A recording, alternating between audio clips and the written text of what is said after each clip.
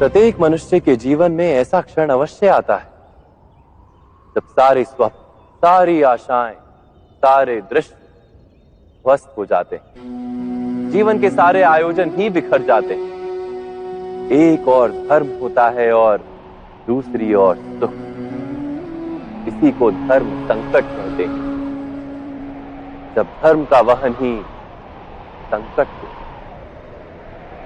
और धर्म का त्याग ही सुख हो।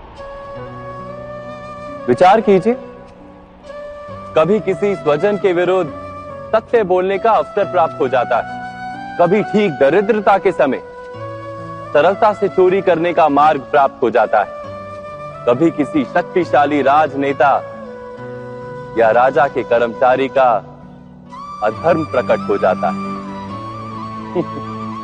सबके जीवन में ऐसी घटना बनती ही रहती है।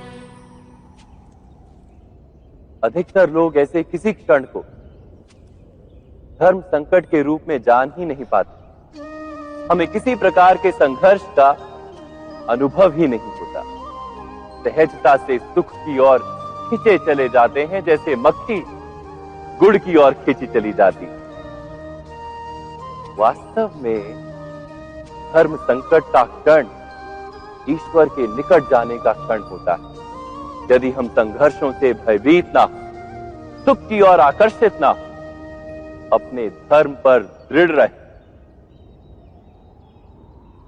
तो ईश्वर का साक्षात्कार दूर नहीं।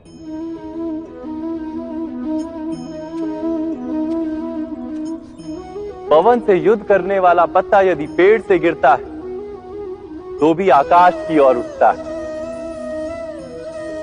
पवन से झुकने वाली घास वहीं भूमि पर रह जाती है।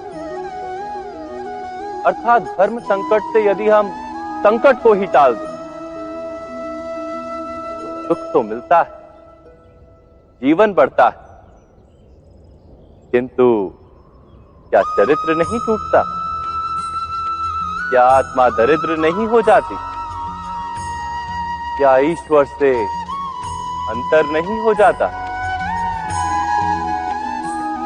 स्वयं विचार कीजिए।